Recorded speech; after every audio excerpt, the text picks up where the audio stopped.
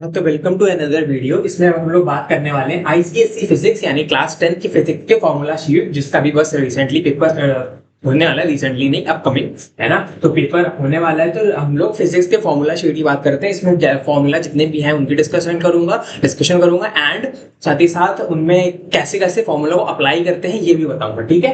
And चलो start करते हैं, ठीक है, पहले चैप्टर से। हाँ, तो सबसे पहले हमारे पास चैप्टर आता है फोर्स। तो फोर्स में हमारे पास कुछ इतने फॉर्मूलाज हैं।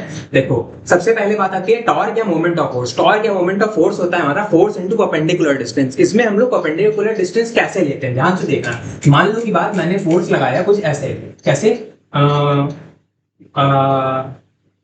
कुछ इस तरीके से। मान लो की बात है, ये रॉड है ना, ये है रॉड, ठीक है, कुछ इस तरीके से, ठीक है। अब मान लो की बात है, ये मैंने लगाया फोर्स, ये फोर्स लगाया कुछ इस डायरेक्शन में, और ये हमारा क्या है, एक्सिस, जहां से हम लोग एक्सिस के स्टार्ट हो रहे हैं, मतलब जहां पे मतलब जिसके अबाउट हम लोग घुमाएंगे इसको। तो अब हम लोग लेते हैं, हम लोग अपना परपेंडिकुलर डिस्टेंस लेते हैं उस पॉइंट से जिसके अबाउट हम लोग घुमा रहे हैं, और इसके बीच में हमारी फोर्स ऑफ लाइन, मतलब लाइन ऑफ फोर्स के बीच में, ये हमारी फोर्स की लाइन है। देखो, फोर्स की लाइन ऐसे, फोर्स का एरो ऐसे बना है, तो फोर्स की लाइन ऐसे बनेगी। तो हमारा बेसिकली परपेंडिकुलर डिस्टेंस क्या हो जाएगा, परपेंडिकुलर डिस्टेंस हो जाएगा ये है हमारा परपेंडिकुलर डिस्टेंस, ठीक है। तो ये है हमारा परपेंडिकुलर डिस्टेंस, इसको लेंगे। मान लो की बात हमारे पास कुछ ऐसे होता है, हम लोग के पास रॉड है कुछ इस तरीके से, है ना, ऐसे है रॉड, ऐसे मान लो की बात है, ठीक है। अब हम लोग मान लो की बात लगा रहे हैं फोर्स ऐसे, ऐसे ऐसे कुछ इस तरीके से, ये हम लोग का डायरेक्शन ऑफ फोर्स है। अब हम लोग परपेंडिकुलर डिस्टेंस कैसे लेंगे, फिर कहोगे भैया ऐसे ही ले लेंगे, यहां से लेके यहां तक। नहीं, इस बार ऐसे नहीं लेंगे। हम लोग क्या करेंगे, फोर्स की लाइन को खींचते हैं, फोर्स की लाइन को खींचो, फोर्स की लाइन को खींचो, ऐसे ऐसे ऐसे, है ना। तो फोर्स की लाइन को खींचा, अब क्या करेंगे, हम लोग वहां पे लेंगे परपेंडिकुलर डिस्टेंस जहां पे ये परपेंडिकुलर बना रहा होगा, कहां से, हमारे एक्सिस से, जहां पे जिसके अबाउट हम लोग घुमा रहे हैं, वहां से लेकर कहां तक, इसके ऐसे। ये देखो, ये परपेंडिकुलर बनाना चाहिए, ये परपेंडिकुलर बनना चाहिए, ठीक है। जैसे यहाँ पर हम लोग का इसमें परपेंडिकुलर बन रहा था, ये फोर्स की लाइन है और उससे हम लोग का ये परपेंडिकुलर बन रहा है, तो ये फोर्स की लाइन है, उसका हमारे इससे परपेंडिकुलर बन रहा है, तो ये हमारी हो जाएगी परपेंडिकुलर डिस्टेंस। इसको हम डी लेंगे। तो कुछ इस तरीके से हम लोग लेते हैं, है ना। और फिर मान लो की बात कुछ इस तरीके से, ऐसे ऐसे फोर्स हम लोगों ने, मान लो की बात है, कुछ ऐसे ही लगा दिया, ऐसे इस तरीके से। तो इस पे कभी भी परपेंडिकुलर डिस्टेंस आ ही नहीं सकती, क्योंकि हम लोग इससे परपेंडिकुलर डिस्टेंस कैसे लेंगे, फोर्स की लाइन कैसे आएगी, फोर्स की लाइन आएगी ऐसे, जो हमारी एक्सिस से ही पास कर जाएगी, और एक्सिस से पास कर जाएगी तो इस पॉइंट से लेके इस लाइन तक हमारी कितनी डिस्टेंस आएगी, जीरो, है ना। तो इस लाइन तक हम लोग को कहां से डिस्टेंस लेते हैं, परपेंडिकुलर डिस्टेंस इस एक्सिस से जिसके अबाउट घुमा रहे हैं उससे लेकर हम लोग इस लाइन तक हम लोग डिस्टेंस लेते हैं। तो ये लाइन तो इसी से पास कर जाएगी, तो डिस्टेंस कितनी आएगी, जीरो। तो हम लोग का परपेंडिकुलर डिस्टेंस कितनी आ गई, जीरो। तो इस वजह से इसमें टॉर्क कितना होता है, जीरो। इस वजह से इसमें टॉर्क नहीं आता है। फिर हमारे पास बात आती है मोमेंट ऑफ कपल की। मोमेंट ऑफ कपल क्या होता है, जैसे कि हम लोग, मान लो की बात है, ये ले लिया हम लोगों ने, क्या बात, हम लोगों ने कोई एक रॉड ले ली, उसको बीच में से ऐसे फिक्स कर दिया, बीच में से ऐसे फिक्स कर दिया। अब क्या किया हम लोगों ने, इधर हम लोगों ने फोर्स लगाया इस साइड और एक फोर्स लगाया इस साइड, ठीक है, कुछ इस तरीके से। तो अब बेसिकली अगर हम इसका मोमेंट ऑफ फोर्स लिखें, मोमेंट ऑफ फोर्स यानी कि टॉर्क लिखें, तो टॉर्क कैसे लिखेंगे, टॉर्क हम लिखेंगे, अगर मान लो की बात, ये हमारी डिस्टेंस, ये पूरी डिस्टेंस v है, तो ये हमारी कितनी हो जाएगी, d/2, और ये भी कितनी हो जाएगी, d/2, ठीक है। तो हमारे पास अगर हम लोग को मोमेंट ऑफ फोर्स लिखना है, तो मोमेंट ऑफ फोर्स हम कैसे लिखेंगे, ध्यान से देखो। ये वाला जो फोर्स है ये कैसे घुमा रहा है, ये ऐसे घुमाने की कोशिश कर रहा है, यानी कि क्लॉकवाइज। और ये वाला फोर्स कैसे घुमाना चाह रहा है, ये वाला भी क्लॉकवाइज घुमाना चाह रहा है। तो दोनों फोर्स क्लॉकवाइज घुमाना चाह रहे हैं, क्लॉकवाइज घुमाना चाह रहे हैं, यानी कि दोनों का टॉर्क सेम डायरेक्शन में आ रहा है, दोनों का टॉर्क सेम डायरेक्शन में आ रहा है। मतलब इसका मोमेंट ऑफ फोर्स क्या आएगा, इसका मोमेंट ऑफ फोर्स आ जाएगा F into d/2, है ना, क्योंकि परपेंडिकुलर डिस्टेंस है d/2, और फोर्स कैसे लग रहा है, ऐसे। तो इसका टॉर्क कितना आ जाएगा, टॉर्क टोटल आ जाएगा हमारा F into d/2, है ना। और इधर भी, ये भी नीचे ले जा रहा है, यानी कि ये भी क्लॉकवाइज घुमाना चाह रहा है, तो F into d/2 plus F into d/2, तो ये हमारा क्या बन जाएगा फाइनली, F into d, है ना। और यही हमारा होता है moment of couple. Moment of couple is basically कोई भी एक फोर्स जहां पर ये दोनों फोर्स बराबर होने चाहिए, इधर force into perpendicular distance between the forces. तो इन दोनों फोर्सेस के बीच में जो परपेंडिकुलर डिस्टेंस है, मतलब ये वाली फोर्स की लाइन खींचो, ये वाली फोर्स की लाइन खींचो, इसके बीच में परपेंडिकुलर बना लो, ऐसे परपेंडिकुलर बना लो। ये देखो, ये परपेंडिकुलर बन गया कुछ इस तरीके से, तो ये परपेंडिकुलर होना चाहिए, ये हमारी क्या आ जाएगी, परपेंडिकुलर डिस्टेंस। फिर आता है हमारे पास प्रिंसिपल ऑफ मोमेंट। इसमें हम लोग क्या करते हैं, सम ऑफ ACW मोमेंट बराबर सम ऑफ, मतलब एंटी क्लॉकवाइज मोमेंट बराबर सम ऑफ क्लॉकवाइज मोमेंट। मतलब मान लो की बात हमने ले लिया कुछ इस तरीके से, सी सॉ, अगर हमने सीसॉ ले लिया कुछ इस तरीके से, ठीक है। और मान लो की बात हमने यहाँ पर टांग दिया कैसे, W kgf है ना, W1 kgf का कुछ, तो जिस तरीके से ये है x1 डिस्टेंस पर है ना, ये है हमारे ये सेंटर से x1 डिस्टेंस पर और ये है सेंटर से x2 डिस्टेंस पर, ठीक है। ये यूनिफॉर्म मीटर है, यूनिफॉर्म मीटर रूल है और यहाँ पर हमने टांग दिया W2 kgf, ठीक है। तो हमारा सम ऑफ एंटी क्लॉकवाइज मूवमेंट, जो एंटी क्लॉकवाइज घुमाना चाह रहा है, एंटी क्लॉकवाइज कौन घुमाना चाह रहा है, ये ऐसे घुमाना चाह रहा है, ये हमारा कौन सा मूवमेंट है, ये एंटी क्लॉकवाइज उल्टा, और ये कैसे घुमाना चाह रहा है, ऐसा ऐसा मतलब क्लॉकवाइज। तो हम लोग का सम ऑफ एंटी क्लॉकवाइज मूवमेंट यानी कि दिस, अगर हम लोग का बेसिकली बैलेंस्ड है हमारा, ये अगर रूलर बैलेंस्ड है तो हम लोग का W1 into x1 इसके बराबर आ जाएगा हमारा W2 into x2 के बराबर। तो हमारा W1 x1 equals to W2 x2। फिर इसके बाद हम लोग सॉल्व कर लेंगे। तो कुछ इस तरीके से डिटेलिंग होती है ना। तो ये डिटेलिंग पे काफी ध्यान देना कि हम लोग फॉर्मूला वगैरह कैसे यूज कर रहे हैं ना। तो होपफुली इतना पार्ट समझ में आया होगा। बढ़ते हैं अपने नेक्स्ट चैप्टर की तरफ, ठीक है। हाँ, नेक्स्ट हमारे पास बात आती है वर्क, एनर्जी एंड पावर। हमारे पास इसके फॉर्मूले आते हैं। सबसे पहले आता है वर्क बराबर एफ कॉस थीटा। मतलब हम लोग के पास एफ होता है फोर्स, एस होता है डिस्प्लेसमेंट, कॉस थीटा होता है where theta is the angle between force and displacement. मतलब अगर हम लोग को निकालना है कुछ इस तरीके से कि अगर हम लोग का फोर्स लग रहा है कुछ इस डायरेक्शन, मान लो की बात ये हमारा इंक्लाइन प्लेन, ये हमारा इंक्लाइन प्लेन है, ठीक है। अगर हम लोग का मान लो की बात है ये एक बॉक्स रखा है, ठीक है, ये एक बॉक्स रखा है कुछ इस तरीके से, इसकी डिस्प्लेसमेंट मान लो की हो रही है इस डायरेक्शन में, इसकी डिस्प्लेसमेंट हो रही है ऊपर और इस पे फोर्स लग रहा है आगे की तरफ। ये है इसकी डिस्प्लेसमेंट मतलब s, ये है डिस्प्लेसमेंट s और ये है f आगे।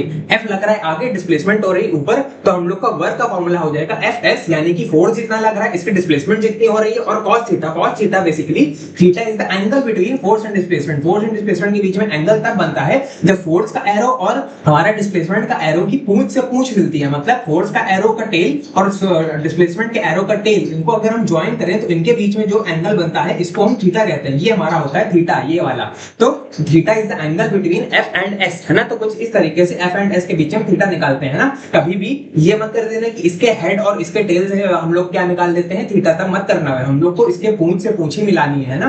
तो बेसिकली हम लोग वेक्टर, ये क्योंकि f हमारा वेक्टर होता है, s हमारा वेक्टर होता है, तो हम लोग वेक्टर को वेक्टर के बीच में पूंछ से पूंछ मिला के क्या करते हैं, या फिर टेल से टेल मिला के क्या करते हैं, इनके बीच में एंगल निकाल लेते हैं थीटा। तो इसको हम कहते हैं fs cos theta. Basically cos theta का काम क्या होता है, cos थीटा का काम होता है to align f and s in same direction, है ना। To align f and s in same direction। कैसे, देखो बेसिकली अगर कंपोनेंट्स वाला पार्ट पढ़ा होगा किसी ने, कंपोनेंट्स बेसिकली क्या करता है, कंपोनेंट्स अगर जिस साइड हम cos थीटा करते हैं, मतलब मैंने अगर कुछ इस तरीके से लिख दिया कि अगर ये है f, ये अगर मान लो की बात मेरा वेक्टर v है, ये है वेक्टर v, और ये मान लो की बात है हॉरिजॉन्टल से थीटा एंगल बना रहा है, हॉरिजॉन्टल से थीटा एंगल बना रहा है, तो इस साइड हमारा आ जाता है v cos थीटा, ठीक है। और हमारा ऊपर की तरफ आ जाता है v sin थीटा। जिस साइड एंगल उस साइड cos थीटा, और जिस साइड एंगल नहीं होगा उस साइड sin थीटा। तो बेसिकली अगर ध्यान से देखो तो हमारा जिस साइड एंगल है उधर v cos थीटा आ गया। तो अगर हमारा s है ये, तो ये हमारा बेसिकली s ऐसे है और हॉरिजॉन्टल से कितना एंगल बना रहा है थीटा, तो s cos थीटा किसके डायरेक्शन में आ जाएगा, फोर्स के डायरेक्शन में। तो हम लोग का जो थीटा है cos थीटा बेसिकली क्या कर रहा है, cos थीटा जब ये मल्टीप्लाई करते हैं तो वो क्या कर रहा है, हमारी डिस्प्लेसमेंट को फोर्स की डायरेक्शन में ले आ रही है। क्योंकि हमारी वर्क की डेफिनेशन भी यही होती है कि क्या होती है कि it is the product of force and displacement where force is in the direction of displacement. तो हमारा फोर्स होना चाहिए वो डायरेक्शन ऑफ डिस्प्लेसमेंट में होना चाहिए, या फिर डिस्प्लेसमेंट जो होना चाहिए वो डायरेक्शन ऑफ फोर्स में होनी चाहिए। इस वजह से हम लोग क्या करते हैं, इसको एक ही सेम डायरेक्शन में ही लेना इंपॉर्टेंट है। और वो इंपॉर्टेंट इसी वजह से और वो हम लोग कर तभी पाते हैं जब हमारा cos थीटा आता है। cos थीटा क्या कर देता है, s का cos थीटा, s का cos थीटा इधर ले आता है, s का sin थीटा इधर ले जाता है। sin थीटा की वजह से कोई वर्क नहीं आता, cos थीटा की वजह से पूरा का पूरा वर्क आता है। तो f s cos थीटा, तो cos थीटा का काम होता है अलाइन इन सेम डायरेक्शन। तो f और s को एक ही डायरेक्शन में अलाइन कर देता है हमारा cos थीटा। तो ये होता है हमारा f s cos थीटा। फिर बात आती है हमारे पास work done by gravity and work done against gravity. ये क्या होता है, मतलब मान लो की बात है वर्क डन बाय ग्रेविटी का मतलब हो गया कि अगर मान लो की बात है कोई भी ऑब्जेक्ट है, मैं उसको ऐसे कोई भी ऑब्जेक्ट है उसको मैंने हवा में छोड़ दिया, कोई भी ऑब्जेक्ट मैंने उसको ऐसे हवा में छोड़ दिया, तो वो नीचे गिरेगा। नीचे गिरेगा मतलब किसकी वजह से नीचे गिरेगा, वो नीचे गिरेगा क्योंकि उसमें फोर्स लग रहा है। कौन सा फोर्स लग रहा है, ग्रेविटेशनल फोर्स। तो वो नीचे गिर रहा है, नीचे कौन सा फोर्स लग रहा है, mg, नीचे फोर्स लग रहा है mg, है ना। और नीचे फोर्स लग रहा है mg, और जा कहां पे रहा है, ये जा भी नीचे रहा है, नीचे मान लो की बात h चला गया, h हाइट चला गया है ना, तो ये इस पे फोर्स भी नीचे लग रहा है, h भी नीचे, तो फोर्स भी नीचे, डायरेक्शन भी नीचे है ना, तो डायरेक्शन ऑफ डिस्प्लेसमेंट भी नीचे, तो दोनों का डायरेक्शन अगर सेम डायरेक्शन होगा तो इनके बीच में कॉस क्या बनेगा, कॉस थीटा बनेगा, थीटा बराबर हो जाएगा 0, और कॉस थीटा, कॉस अगर 0 होता है, कॉस 0 होता है हमारा 1, तो हमारा बेसिकली ये क्या आ जाएगा, हमारा वर्क आ जाएगा बेसिकली प्लस mgh, ठीक है। लेकिन वर्क डन अगेंस्ट ग्रेविटी क्या होता है, मान लो की बात है मैं किसी ऑब्जेक्ट को ऊपर लेके जा रहा हूं, किसी ऑब्जेक्ट को ऊपर लेके जा रहा हूं, तो वर्क डन अगेंस्ट ग्रेविटी है, वर्क डन अगेंस्ट ग्रेविटी, एक सेकेंड, इसको हम कहेंगे, इसको हम work done against gravity by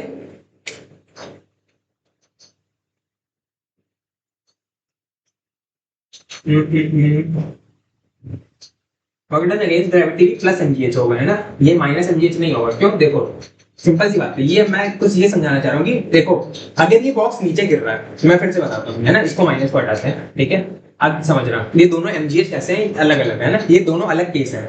work done by gravity का मतलब होगी कौन काम कर रहा है, काम कर रही है हमारी ग्रेविटी, ग्रेविटी काम कर रही है, ठीक है, तो ग्रेविटी इसको नीचे लेके जा रही है, ग्रेविटी इसको नीचे लेके जा रही है, कितना h नीचे है, तो ग्रेविटी के फोर्स भी नीचे, h हमारी डिस्प्लेसमेंट भी नीचे, तो दोनों की डायरेक्शन नीचे, तो हम लोग का बेसिकली क्या आ जाएगा, cos 0 यानी कि 1, ठीक है।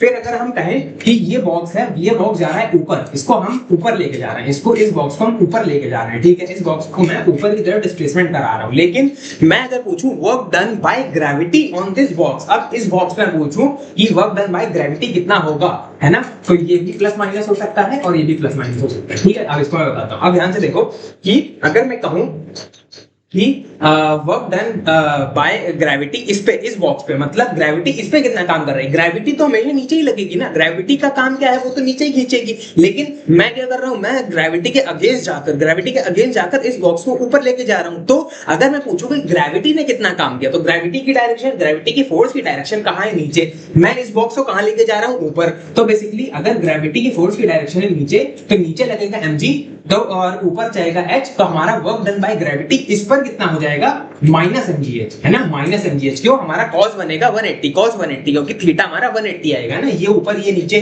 तो cos 180 होता है -1, तो माइनस mgh आ जाएगा वर्क इसमें, ठीक है, वर्क आ जाएगा माइनस mgh।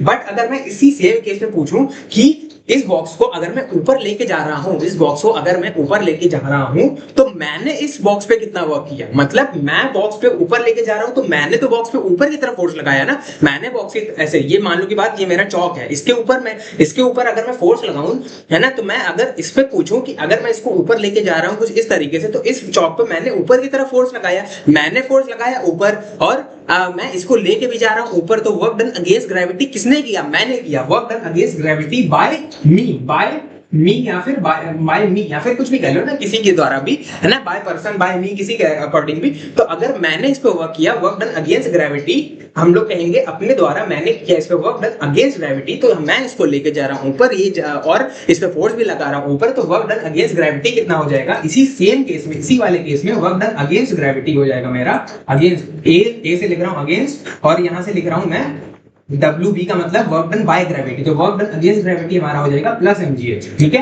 और वर्क डन बाय ग्रेविटी का मतलब मैं अगर इसको ऊपर लेके जा रहा हूं, तो ग्रेविटी तो इसको नीचे कुछ खींचने की कोशिश कर रही है, लेकिन मैं लेके जा रहा हूं ऊपर, ग्रेविटी खींच रही नीचे, ये जा रहा है ऊपर, ऐसे ऐसे ऐसे ऐसे, तो बेसिकली ग्रेविटी खींची नीचे, ये जा रहा है ऊपर, तो माइनस mgh आ जाएगा ग्रेविटी की तरफ से वर्क, ठीक है। तो ये होता है वर्क डन अगेंस्ट ग्रेविटी। और इस केस में अगर ये इसको मैंने छोड़ दिया ऐसे, इसको मान लो की बात है मैं लेके जा रहा हूं कुछ इस तरीके से कि मैं इसको, वैसे तो इस वाले केस में अगेंस्ट ग्रेविटी का सिनेरियो बनता ही नहीं इसमें, तो हम अगर लीव करेंगे तो हमने इसको पकड़ कहां रखा है, हमने अगर इसको पकड़ ही नहीं रखा तो इसमें सीलिंग नहीं बन रहा है ना, तो बेसिकली यहाँ पर हम लोग का work done by gravity mgh आएगा, जब हम इसको छोड़ देंगे, क्यों, क्योंकि प्लस mgh आएगा, क्योंकि ग्रेविटी का फोर्स भी नीचे, डिस्प्लेसमेंट भी नीचे, इसमें अगर हम वर्क डन बाय ग्रेविटी पूछे, अगर इसको ऊपर लेके जाएंगे तो वर्क डन बाय ग्रेविटी हमारा आ जाएगा नेगेटिव, क्यों, क्योंकि mg नीचे लग रहा है, डिस्प्लेसमेंट ऊपर हो रही, वर्क डन अगेंस्ट ग्रेविटी पूछे तो फोर्स भी हम ऊपर लगा रहे हैं और डिस्प्लेसमेंट इसकी ऊपर हो रही है, तो ये फोर्स मेरे द्वारा, ये फोर्स ग्रेविटी द्वारा है, ठीक है। तो दोनों में डिफरेंस समझना इंपॉर्टेंट है। तो ये माइनस mgh ये प्लस mgh, वेरी इंपॉर्टेंट। फिर हमारे पास बात आती है P बराबर W/T। P हमारा है पावर,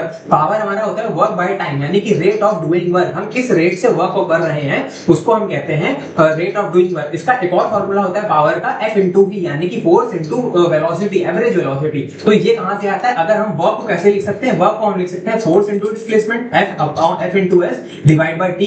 अब हमारा F को ऐसे ही रहने दो, S upon T, displacement upon time. Displacement upon time क्या होता है? Velocity, velocity. तो ये हमारा क्या बन जाएगा? F into V। तो हम लोग का एक और फार्मूला आ गया इससे कि पावर होता है हमारा क्या? वर्क अपॉन टाइम, या फिर फोर्स इनटू वेलोसिटी, या फिर कह सकते हैं एवरेज वेलोसिटी। तो अगर हम लोग को कभी भी ध्यान रखना, कभी भी एक स्पैन ऑफ टाइम के कभी भी वो दी जाए, मतलब एक इंस्टेंटेनियस टाइम पे अगर पूछी जाए कि पावर कितनी है, तो इंस्टेंटेनियस टाइम पे अगर पूछी जाए कि बताओ कि दूसरे सेकंड पे हमारे मोटर की पावर कितनी थी, तब हम इस फॉर्मूले के बारे में सोचेंगे। ऐसा क्यों? क्योंकि हम जब पूछा जाएगा कि दूसरे सेकंड में पावर कितनी थी, तब कहीं ना कहीं उसमें हम लोग ये निकाल रहे होंगे कि हम लोग को उसमें फोर्स गिवन होगा, कहीं ना कहीं वेलोसिटी हम लोग निकाल लेंगे डिस्प्लेसमेंट अपॉन टाइम से, है ना। तो हम लोग बेसिकली फोर्स इनटू वेलोसिटी हम लोग को मिल जाएगा। और अगर हम लोग को स्पैन ऑफ टाइम दिया जाए कि इस टाइम से लेकर इस टाइम तक हमारी कितनी मतलब 5 सेकंड में हम लोग की कितनी पावर हुई, तो हम ये वाले फॉर्मूले के बारे में सोचेंगे। ये हम सोचेंगे अगर पूछा जाए कि 5वें सेकंड में कितना हुआ, और ये अगर पूछा जाए कि 5 सेकंड में कितना हुआ। वैसे तो ये कभी भी इंटरचेंजेबली भी यूज किया जा सकता है 10th लेवल पर, मैं इस पे कुछ गारंटी नहीं कह सकता, बट ओवरऑल इसका समझना जरूरी है। ये इंस्टेंटेनियस तरीके से यूज होता है कि अगर मेरे को एक इंस्टेंट में बता दिया गया, और इसको अगर हम यूज करते हैं मेनली जब हमको बताया जाए कि हम इस टाइम स्पैन से इस टाइम स्पैन के बीच में डिस्कशन कर रहे हैं ना। बाकी ओवरऑल ये फॉर्मूले दोनों याद होने चाहिए, कोई भी कभी भी यूज हो सकता है, ठीक है। फिर बात आती है हमारे पास पोटेंशियल एनर्जी का फॉर्मूला जो होता है U बराबर mgh, सिंपल mgh, है ना। तो हमारा mgh यहाँ पर h होता है हमारी रिलेटिव हाइट। रिलेटिव हाइट मतलब अगर मैंने कहा कि मैंने बोल दिया कि ये मेरा ग्राउंड है, ये मैं इसको h हाइट ऊपर लेके गया हूं, अगर मैं मेरा ग्राउंड है U, अगर मैंने कहा कि ग्राउंड पर U बराबर 0 है और मैं इसको h हाइट ऊपर लेके गया हूं, अगर मैं इसको h हाइट ऊपर लेके गया हूं, तो यहाँ पर मुझे बता दो पोटेंशियल कितना होगा। तो अगर मैं इसको h हाइट ऊपर लेके गया हूं, तो यहाँ पर मैंने पूछा U इनिशियल 0 था, तो U फाइनल कितना हो जाएगा? तो यहाँ पर mgh बढ़ेगा, mgh बढ़ जाएगा, तो यहाँ पर mgh हो जाएगा फाइनल पोटेंशियल। लेकिन अगर मैं कह दूं कि मेरा U इनिशियल, मान लो की बात है U इनिशियल था कह सकते हैं कि मान लो की बात है 4 mgh, है ना।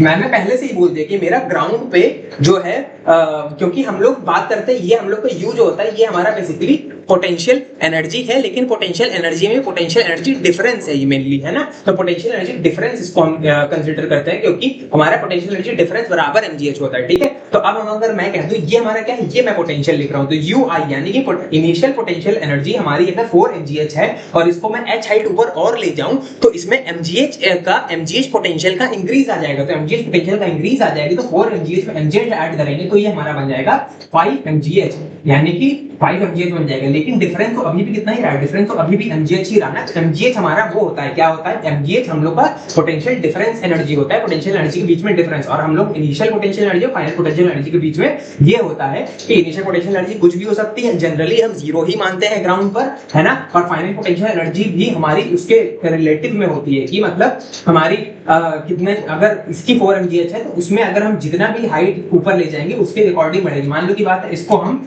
3h ऊपर लेगा, 3h ऊपर ले जाएंगे तो 3 mgh बढ़ जाएगी, 3 mgh हम लोग की पोटेंशियल एनर्जी बढ़ेगी। तो 4 mgh अगर पहले थी तो अब कितनी हो जाएगी, अब हो जाएगी 7 mgh, कुछ इस तरीके से, है ना। तो ये समझना जरूरी है कि u mgh में जो mgh हमारा होता है टर्म, वो हमारा पोटेंशियल एनर्जी डिफरेंस का टर्म होता है ना। u इनिशियल हम जनरली 0 मानते हैं, इस वजह से हम कहते हैं कि किसी भी हाइट पर हमारी पोटेंशियल एनर्जी इतनी ही होती है ना। अगर हम कह देते हैं कि ये हमारा जनरली 0 है, अगर ये 0 है तो अगर हम 3h हाइट ऊपर ले जाएंगे तो ये हमारा कितना आ जाएगा, 3 mgh आ जाएगा। इसी वजह से हम कहते हैं कि हमारी पोटेंशियल एनर्जी mgh है। बट जनरली हम लोग को पता होना चाहिए कि u इनिशियल 0 होता है, इसीलिए हम ऐसा कह पाते हैं। अगर u इनिशियल 0 नहीं होगा तो हम ऐसा नहीं कह पाएंगे कि हम हाइट को ऊपर लेके गए 3h हाइट के ऊपर तो हमारी पोटेंशियल एनर्जी अभी भी 3 mgh आ रही है। तो ये पोटेंशियल एनर्जी डिफरेंस होता है, ये वेरी इंपॉर्टेंट। फिर उसके बाद ये है हमारा काइनेटिक एनर्जी। काइनेटिक एनर्जी क्या होता है, हाफ mv स्क्वायर, इसमें m होता है mass mass of the body, v होता है वेलोसिटी या फिर स्पीड ऑफ द बॉडी, है ना। तो हाफ mv स्क्वायर होता है इसका फॉर्मूला। फिर उसके बाद इसका एक और फॉर्मूला होता है मोमेंटम के टर्म्स में, p है हमारा मोमेंटम, मोमेंटम यानी कि p बराबर होता है बेसिकली हमारा mv, मोमेंटम यानी कि मोमेंटम होता है मास इनटू वेलोसिटी, तो हम इसको लिख सकते हैं मास इनटू वेलोसिटी। तो p स्क्वायर बाय 2m इसका फॉर्मूला है काइनेटिक एनर्जी का दूसरा फॉर्मूला। तो हाफ mv स्क्वायर और या फिर p स्क्वायर बाय 2m, ये दोनों फॉर्मूले याद होने चाहिए क्योंकि ये यूज होते रहते हैं। और p बराबर mv होता है हमारा मोमेंटम का फॉर्मूला, ठीक है। बढ़ते हैं आगे।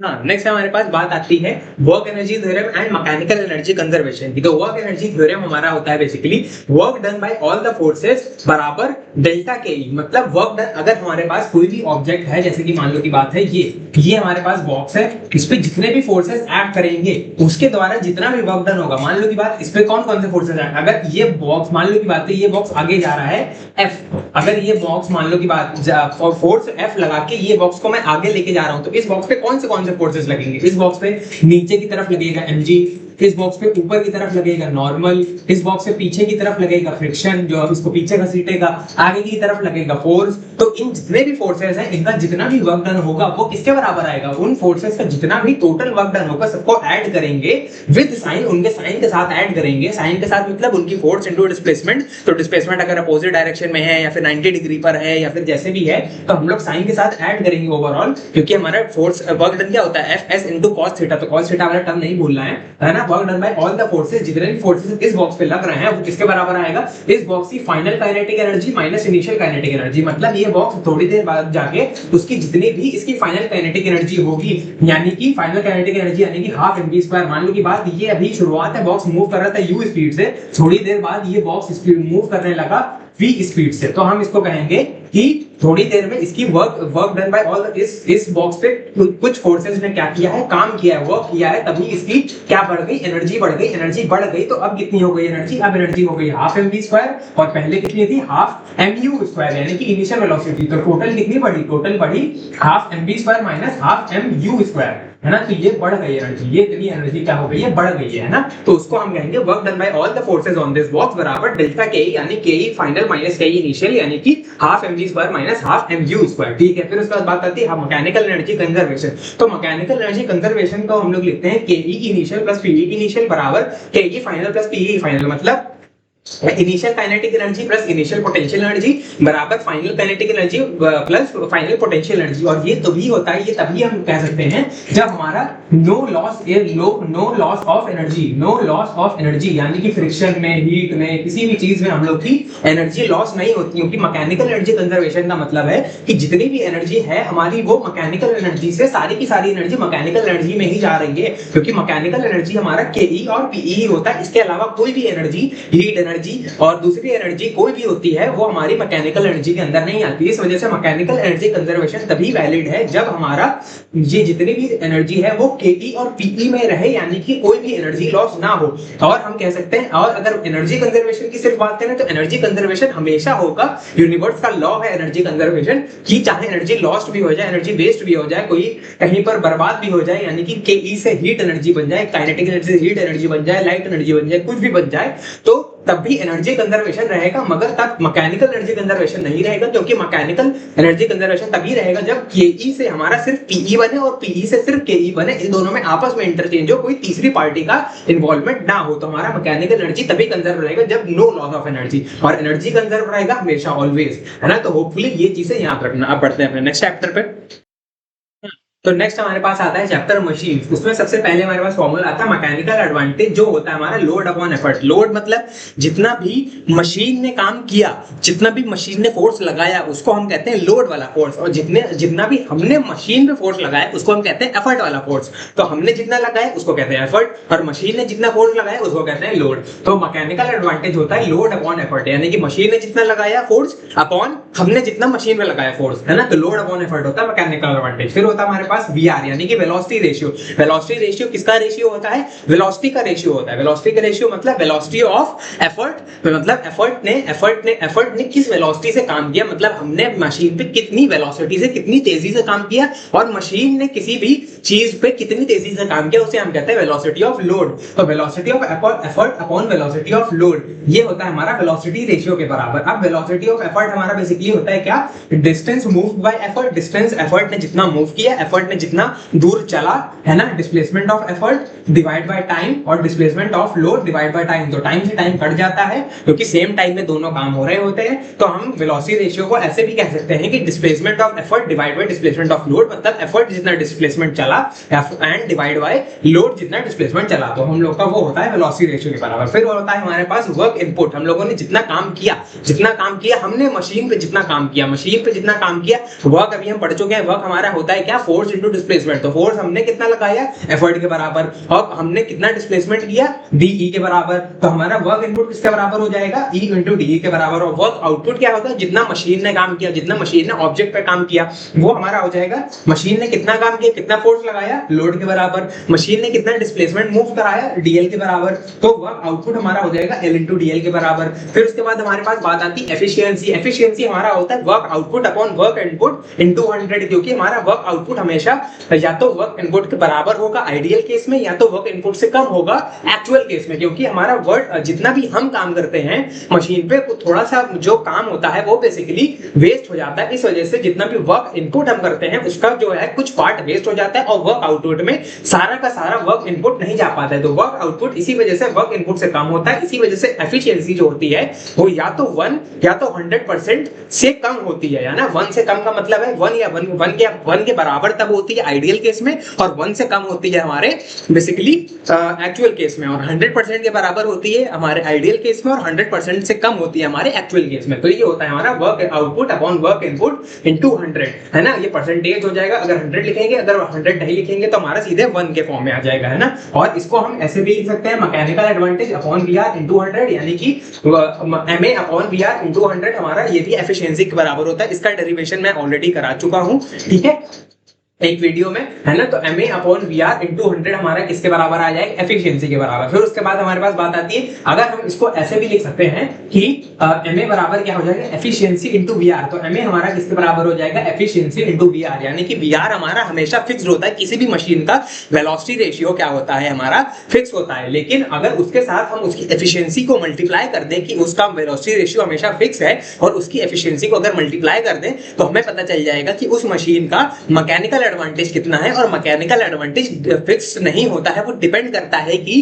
फ्रिक्शन कितना है, कितने एनर्जी लॉस हो रही है, कितना क्या क्या हो रहा है ना। तो वेलोसिटी रेशियो फिक्स होता है हर एक मशीन का, लेकिन मैकेनिकल एडवांटेज फिक्स नहीं होता है, वो एफिशिएंसी पर भी डिपेंड करता है, ठीक है। फिर उसके बाद बात आती है हमारे लीवर की। लीवर में क्या होता है, मैकेनिकल एडवांटेज हमारा बराबर होता है effort arm upon load arm. मतलब हमारा बेसिकली अगर ये लीवर है कुछ इस तरीके से, ठीक है, ये अगर हमारे पास लीवर है, ठीक है, और मैंने मान लो की बात है यहाँ पर एफर्ट लगाया और यहाँ पर मशीन ने क्या किया, कुछ लोड करा, लोड मतलब लोड वाला फोर्स लगाया, तो हमारा ये है एफर्ट आर्म, ये है हमारा एफर्ट आर्म, और ये है हमारा लोड आर्म, है ना। तो ये हमारा एफर्ट आर्म है, ठीक है, एफर्ट आर्म EA, और ये हमारा लोड आर्म LA, है ना। तो हमारा मैकेनिकल एडवांटेज बेसिकली किसके बराबर होता है, लीवर के केस में effort arm upon load arm, है ना। फिर चाहे ये फर्स्ट क्लास लीवर हो, सेकंड क्लास लीवर हो, थर्ड क्लास लीवर हो, है ना, बस पहचानना जरूरी है कि हमारा एफर्ट कहाँ लग रहा है। एफर्ट हम लोग एफर्ट आर्म लेते हैं, हम लोग फलक्रम से लेते हैं एफर्ट तक, फलक्रम से एफर्ट तक हमारा एफर्ट आर्म होता है परपेंडिकुलरली, और हमारा फलक्रम से लोड तक होता है लोड आर्म परपेंडिकुलरली, है ना। तो हमारा मैकेनिकल एडवांटेज क्या हो जाएगा, effort arm upon load arm, है ना। तो होपफुली इतना पार्ट समझे हो कि बढ़ते हैं आगे। नेक्स्ट हमारे पास बात आती है effect of weight of police on block and tackle system में मेनली हम बात करते हैं। तो ब्लॉक एंड टैकल सिस्टम में बेसिकली कुछ ऐसा होता है ना कि ये हमारा पुली है, ये हमारा पुली है, ठीक है, और फिर उसके बाद हमारे पास ये मूवेबल ब्लॉक है ना, कुछ इस तरीके से जुड़ा होता है, कैसे ऐसे होता है ना, ऐसे जुड़ा होता है, ठीक है, ऐसे, ठीक है। फिर उसके बाद हमारे पास ये मूवेबल ब्लॉक है, ठीक है, ऐसे। तो हम लोग के पास ये फिक्स सपोर्ट होता है ऊपर की तरफ, ये हम लोग का ऐसे है, ऐसे जाएगा, ऐसे जाएगा, ऐसे जाएगा, ऐसे जाएगा, ऐसे जाएगा, ऐसे जाएगा, ऐसे, ये कुछ इस तरीके से हम लोग का ये होता है। तो हमारा एफर्ट जो होता है वो किसके बराबर होता है, टेंशन के बराबर। कितने टेंशन है मतलब वो एफर्ट हमारे टी के बराबर होता है। आप ध्यान से देखो, अगर वेट हो जाएगा, अगर हमारे मूवेबल पार्ट का भी वेट होगा तो हमारी बेसिकली ये जो टेंशन है, ये कितनी टेंशन, 1 2 3 स्ट्रैंड्स ऑफ हमारी ये है टैकल, तो 3 हमारी टेंशन है, यानी कि कितने टी है हमारे पास, यानी कि n हमारे होते हैं बेसिकली कितनी वो है, n बराबर 3 आ गया, यानी कि कितना हम लोग को, कितने स्ट्रैंड्स ऑफ टैकल, कितने हम लोग की यहाँ पर रस्सियां हमारे लोड को बैलेंस कर रही होती है। लोड, एक तो यहाँ पे लोड भी बंधा होता है, लोड भी बंधा हुआ है, उसको भी बैलेंस कर रही है ये हमारी रस्सियां, और हमारे इसके वेट को भी बैलेंस कर रही है। तो L प्लस डब्ल्यू को कौन बैलेंस कर रहा है? NT, यानी L प्लस डब्ल्यू यानी इसके लोड को और इसके वेट को कौन बैलेंस कर रही है? ये हमारी स्ट्रैंड्स का टेंशन, यानी कि इसका टेंशन इसको बैलेंस कर रहा है, T। तो हम लोग का बेसिकली जो है तीन टेंशन इसको बैलेंस कर रही है लोड को, है ना। तो हमारी तीन टेंशन क्या कर रही है? लोड प्लस डब्ल्यू, 3T बराबर L प्लस डब्ल्यू को NT यानी कि 3T बैलेंस कर रही है। तो L को हम लोग कैसे लिख सकते हैं? NT माइनस डब्ल्यू, और हमारा मैकेनिकल एडवांटेज होता है L बाई E मतलब NT minus W by E, यानी कि T हम लोग का क्या था? T तो हमारा E था, ध्यान से देखो, है ना, ये हम लोग का E है हमारा, ये E किसके बराबर है? T के बराबर, तो NE minus W by E, तो ये हमारा क्या बन जाएगा? N माइनस E से E कट जाएगा, इसके नीचे आ जाएगा E, तो N minus W by E, ये हम लोग का मैकेनिकल एडवांटेज आ जाएगा कुछ इस तरीके से। यानी कि हम लोग का जितना ज्यादा वेट ऑफ पुली बढ़ेगा, जितना ज्यादा वेट ऑफ पुली बढ़ेगा उतना ज्यादा ये पार्ट बढ़ेगा, और उतना ज्यादा ये पार्ट बढ़ेगा उतना ज्यादा हमारा N से माइनस होता चला जाएगा, यानी कि हमारा उतना मैकेनिकल एडवांटेज कम होता चला जाएगा। यानी कि जितना ज्यादा से ज्यादा हम लोग का वेट ऑफ पुली बढ़ेगा मूवेबल पार्ट का, उतना कम से कम हमारी मैकेनिकल एडवांटेज आएगी, है ना। और वेलोसिटी रेशियो क्या होगा? वेलोसिटी रेशियो तो मैंने बता चुका हूं कि वो जैसे मशीन बना देते हैं वैसे ही फिक्स हो जाता है। तो वेलोसिटी रेशियो कभी भी चेंज नहीं होता, वो हमारे स्ट्रैंड्स के बराबर आएगा। जितनी भी स्ट्रैंड्स हमारे लोड को बैलेंस कर रहे होंगे, हमारी स्ट्रैंड्स कितनी बैलेंस कर रही है? 1 2 3, तो 3 के बराबर वेलोसिटी रेशियो हो जाएगा। और ये हमारी एफिशिएंसी किसके बराबर आ जाएगी? एफिशिएंसी आ जाएगा हमारा MA by VR। MA by VR कितना होता है? इसको हम लोग लिख देते हैं MA बाय VR, अच्छे से लिख के बता देता हूं, MA बाय VR, है ना। तो MA कितना है हमारा? इतना N minus W by E, और VR हमारा कितना है? N। तो ये हमारा कितना हो जाएगा? N से N घटेगा 1, और इसमें W बाय NE नीचे आ जाएगा कुछ इस तरीके से। तो हमारा एफिशिएंसी बेसिकली घटने लगेगा। अगर हम वेट बढ़ाएंगे तो ओवरऑल ये नंबर घटने लगेगा, मतलब ये नंबर बढ़ने लगेगा, और 1 से ओवरऑल हमारी कम से कम होने लगेगी एफिशिएंसी। तो हमारी एफिशिएंसी घटने लगेगी अगर हम वेट ऑफ बढ़ाएंगे, इसका वेट बढ़ाएंगे हमारे मूवेबल ब्लॉक का। तो कुछ इस तरीके से effect of weight of pulleys आता है हमारे ब्लॉक एंड टैकल सिस्टम में, ठीक है। नेक्स्ट हमारे पास बात आती है refraction of light at plane surfaces, ठीक है। तो अब हम मान लेते हैं, सबसे पहले पास हमारा फॉर्मूला आता है μ1 2। देखो इसको हम पढ़ते कैसे? Mu of 2 with respect to 1, मतलब refractive index of second medium with respect to first medium. मतलब अगर हम ऐसे बनाएं कुछ इस तरीके से, ये हमारा फर्स्ट मीडियम है, ये हमारा सेकंड मीडियम है ना। मान लो की बात, ये हमारा फर्स्ट मीडियम, ये सेकंड मीडियम है, तो हम लोग कहते हैं क्या है? म्यू ऑफ 2, यानी इसका म्यू, इसका सेकंड मीडियम का refractive index with respect to first medium, है ना। इसको हम लोग कहते हैं वेलोसिटी के टर्म्स में V1 by V2। मतलब इसमें लाइट की स्पीड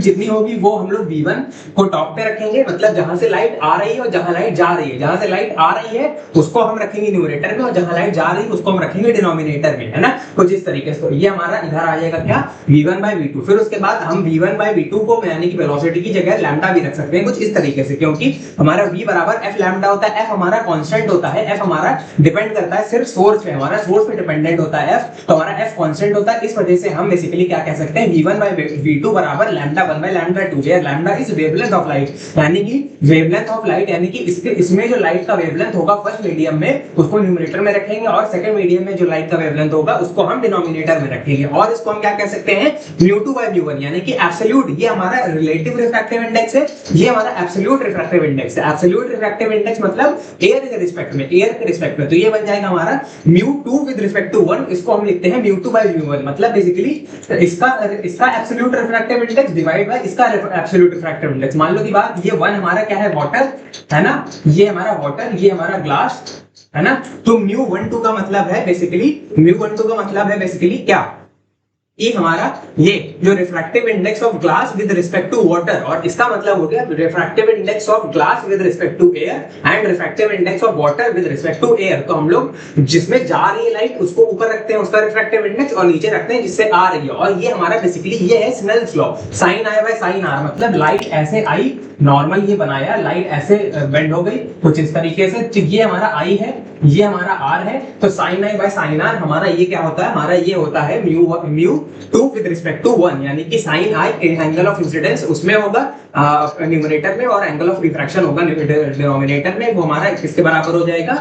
μ2 विद रिस्पेक्ट टू μ1, कुछ मतलब इस तरीके से, ठीक है। फिर उसके बाद हमारा ये रिलेशन आता है, लैम्डा बराबर क्या होता है? वेलोसिटी अपॉन फ्रीक्वेंसी, या फिर वेलोसिटी बराबर फ्रीक्वेंसी इनटू लैम्डा। हम लोग यहाँ पर बात कर ही चुके हैं पहले से कि फ्रीक्वेंसी हमारी कांस्टेंट होती है, v हम लोग का वेरी कर सकता है, लैम्डा हम लोग का वैरी कर सकता है जैसे ही मीडियम चेंज होगा, ठीक है। फ्रीक्वेंसी हम लोग की चेंज नहीं होती है मीडियम चेंज करने पर भी, ठीक है। फिर उसके बाद हमारे पास बात आती है प्रिंसिपल ऑफ रिवर्सिबिलिटी का फॉर्मूला। प्रिंसिपल ऑफ रिवर्सिबिलिटी क्या कहती है कि अगर हमारा म्यू 2 विद रिस्पेक्ट टू 1 हमारा इसको हम कैसे लिख सकते हैं, equals to 1 upon mu 1 with respect to 2, या फिर हम इसको ऐसे भी लिख सकते हैं mu 2 by mu 2 with respect to 1 into mu 1 with respect to 2 equals to 1। तो हम लोग का ये बन जाएगा रिलेशन कुछ इस तरीके से, ये हम लोग का प्रिंसिपल ऑफ रिवर्सिबिलिटी का रिलेशन होता है। फिर हमारे पास बात आती है प्रिज्म का रिलेशन। प्रिज्म मतलब हम लोग का ये, मतलब अगर लाइट हम लोग की, ये हम लोग का होता है एंगल ऑफ प्रिज्म। लाइट हम लोग की ऐसे आई, ऐसे बेंड करी, ऐसे चली गई कुछ इस तरीके से, है ना, ऐसे आई, ठीक है, कुछ इस तरीके से। तो अब मान लो की बात, ये हमारा क्या है,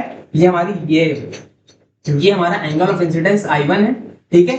ये एंगल ऑफ इंसिडेंस I1 है, ये एंगल ऑफ इमर्जेंस I2 है, एंगल ऑफ इमर्जेंस I2 है।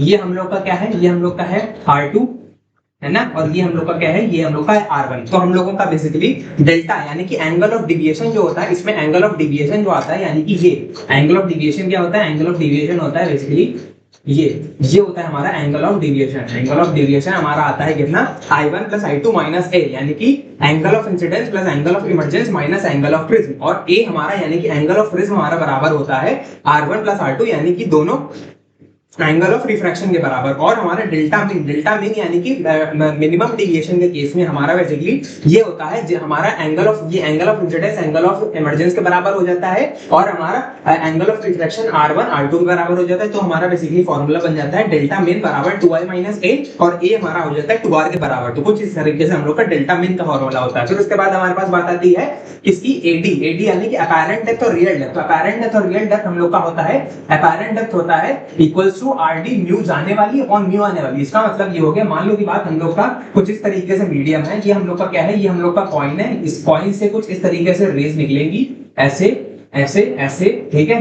ये हम लोग का क्या है, यहाँ पर आके मीट करेंगी, तो ये हम लोग की है रियल डेप्थ, है ना, ये क्या है हम लोग की रियल डेप्थ RD, और ये हम लोग की क्या है, ये हम लोग की अपैरेंट डेप्थ। हम लोग को यहाँ पर देखिएगा, ये हम लोग का अपैरेंट डेप्थ है, ये अपैरेंट डेप्थ है, और ये हम लोग की क्या है, real depth minus apparent depth हो जाएगी हमारी शिफ्ट, है ना। ये तो तब होगी जब हमारा ये होगा रेयरर मीडियम, ये हमारा OR होगा, और ये हमारा OD होगा। OD मतलब ऑप्टिकली डेंसर, ये ऑप्टिकली रेयरर मीडियम से जब ऑप्टिकली डेंसर मीडियम, बेसिकली हमारी जब ray of light optically denser medium से ऑप्टिकली रेयरर मीडियम में जाएगी, तब हम कुछ इस तरीके से लिखेंगे। तो अब ध्यान से देखो, इसमें हम ऐसे लिखते हैं AD बराबर RD इनटू म्यू जाने वाली अपॉन म्यू आने वाली। म्यू जाने वाली मतलब हमारी जो रे ऑफ लाइट है वो किस मीडियम में जा रही है, वो हमारे इस मीडियम में जा रही है, जिस मीडियम में जा रही है मतलब ऐसे गई ऐसे, तो हम लोग की इस दूसरे मीडियम में जा रही है, यानी कि इस मीडियम में गई, इस मीडियम में गई, और कहां से आ रही, इस मीडियम से आ रही है, इस मीडियम से आई और इस मीडियम में गई। तो इस मीडियम में गई इसको हम रखते हैं न्यूमरेटर में, और जिस मीडियम से आई उसको रखते हैं डिनोमिनेटर में।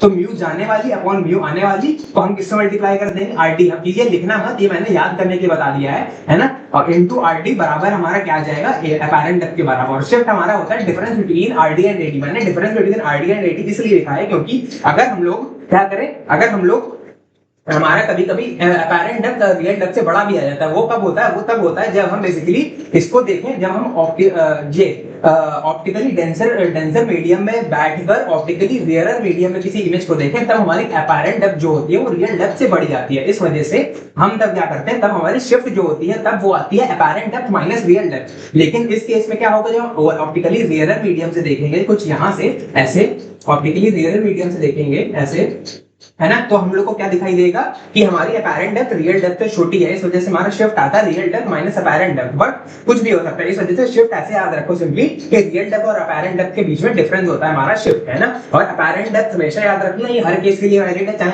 हम ऑप्टिकली रेयरर मीडियम से देखें या ऑप्टिकली डेंसर मीडियम से देखें। RD यानी कि रियल डेप्थ इनटू म्यू जाने वाली, यानी कि लाइट जिस मीडियम में जा रही है और लाइट जिस मीडियम से आ रही है उसको हम डिनोमिनेटर में रखेंगे। कुछ इस तरीके से हमारे ये फॉर्मूले हो जाएंगे। बढ़ते हैं अपने नेक्स्ट पार्ट पे, ठीक है।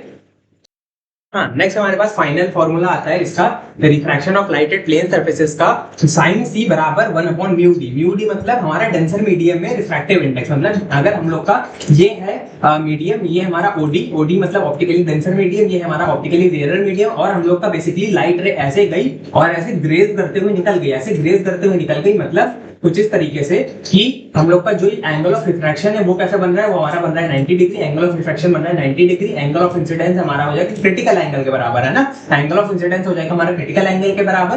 तो हम लोग कुछ इस तरीके से लिखेंगे sin c बराबर 1/μd, जहां पर म्यू डी है हमारा डेंसर मीडियम का, क्या डेंसर मीडियम का बेसिकली म्यू, है ना, डेंसर मीडियम का म्यू, ठीक है। तो डेंसर मीडियम का म्यू हो जाएगा रिफ्रैक्टिव इंडेक्स, हम लोग को डिनोमिनेटर में लिखेंगे, है ना, या फिर कुछ इस तरीके से लिख सकते हैं कि sin c बराबर म्यू आर अपॉन, है ना, mu R upon mu D, यानी कि जो हम लोग का रेयर मीडियम है उसका न्यूमरेटर में लिखेंगे और डेंसर मीडियम का डिनोमिनेटर में लिखेंगे। sin c बराबर mu R upon mu D. तो कुछ इस तरीके से हमारा किसका फॉर्मूला हो जाएगा, क्रिटिकल एंगल का। sin c हम लोग को मेनली याद रखना है, ये ज्यादा पूछा नहीं जाता है क्योंकि हम लोग को एयर से ही रिलेट करके ज्यादातर फॉर्मूले आते हैं। तो बस सिंपली ये याद रखो, sin c यानी sin क्रिटिकल एंगल बराबर क्या हो जाएगा हमारा 1/μd, जब हमारी लाइट रे डेंसर मीडियम से ऑप्टिकली रेयर मीडियम से जाएगी। ये याद रखना, ऑप्टिकली रेयर से ऑप्टिकली डेंसर नहीं जानी चाहिए, ऑप्टिकली डेंसर से ऑप्टिकली रेयर जानी चाहिए। तब हमारा sin c बराबर 1/μd where d is denser optically denser medium, ठीक है।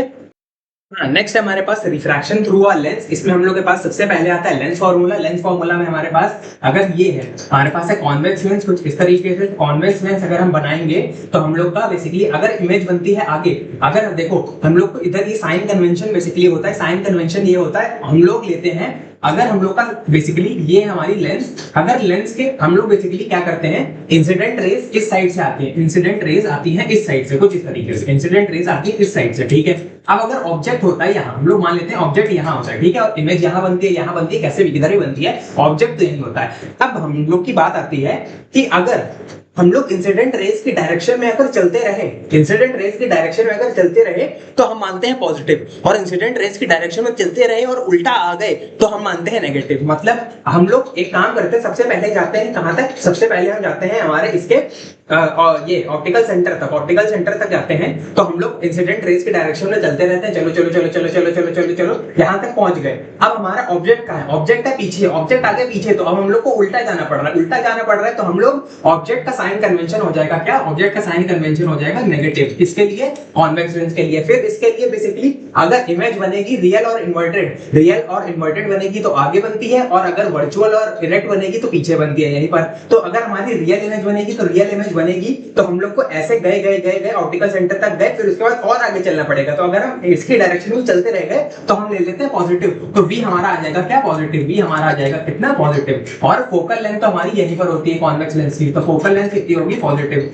ठीक है। तो v हमारा पॉजिटिव भी हो सकता है और नेगेटिव भी हो सकता है, ठीक है, v हमारा पॉजिटिव भी हो सकता है, नेगेटिव भी हो सकता है, डिपेंडिंग अपॉन सिचुएशन, है ना। तो साइन कन्वेंशन के साथ याद रखना 1/v - 1/u बराबर 1/f। और अगर मान लो की बात यहाँ पर हम लोग का ये कॉन्वेक्स लेंस की जगह हम लोग का हो कॉनकेव लेंस, कुछ इस तरीके से, है ना, कुछ इस तरीके से कॉनकेव लेंस है, ठीक है। तो इस केस में हम लोग की जो ये है, ये रेज जाएंगी कुछ इस तरीके से। तो अब यहाँ पर इमेज तो हमारी यहीं पर बनती है पीछे की तरफ, ठीक है, ये हमारा ऑब्जेक्ट है, इमेज ही पीछे बनती है, तो हम ऐसे गए गए गए गए गए, है ना। ये हमारा किसका केस है, ये कॉन्वेक्स का केस है। और हमारा कॉनकेव का केस कैसा हो जाएगा, कॉनकेव में क्या होगा, इमेज में ऑब्जेक्ट हमारा अभी भी पीछे है, मतलब ऐसे गए गए ऑप्टिकल सेंटर तक पहुंचे फिर वापस आए ऑब्जेक्ट के लिए पीछे, तो यू हमारा अभी भी नेगेटिव होगा। फिर इमेज भी हमारी पीछे बनती है और फोकल लेंथ भी पीछे होता है, तो हमारा ऐसे गए इमेज के लिए फिर से पीछे आए, ऐसे गए फोकल लेंथ के लिए फिर से पीछे आए, तो हमारा बेसिकली v भी नेगेटिव होता है और f भी नेगेटिव होता है, तो इसमें सब कुछ नेगेटिव होता है, ठीक है, कॉनकेव में। फिर हमारे पास बात आती है लीनियर मैग्निफिकेशन। लीनियर मैग्निफिकेशन होता है क्या, हमारी hi/ho, hi/ho, यानी कि हम लोग अगर ऊपर जा रहे हैं, ऊपर जा रहे हैं मतलब अगर हम लोग के पास ऑब्जेक्ट की हाइट है, हाइट है मतलब मान लो कि बात 3 सेंटीमीटर है, हाइट है इसकी 2 सेंटीमीटर है, तो अगर हम लोग इसकी ये इरेक्ट है, अगर ये इरेक्ट है यानी कि इरेक्ट है तो हम इसकी हाइट लेते हैं पॉजिटिव में, इसकी हाइट लेते हैं पॉजिटिव में, है ना। इमेज हो चाहे ऑब्जेक्ट हो, अगर ये इन्वर्टेड होगा, इन्वर्टेड होगा तो इसकी हाइट हम ले लेते हैं नेगेटिव में, है ना। तो बेसिकली अगर हमारा नेगेटिव आ रहा है तो हम कहते हैं hi और ho, अगर इसको हम ले लेते हैं hi, अगर हम लोग इरेक्ट होते हैं तो hi या ho जो भी हमारा इरेक्ट होगा हम उसको लेंगे पॉजिटिव, और जो हमारा नेगेटिव होगा मतलब सॉरी इन्वर्टेड होगा उसको हम ले लेंगे नेगेटिव, ठीक है, नीचे की तरफ। फिर उसके बाद v और u को हम सेम साइन कन्वेंशन जो यहाँ फॉलो करते हैं, सेम साइन कन्वेंशन से यहाँ पर भी रख देते हैं तो भी हमारा m आ जाता है। अब बात आती है m की,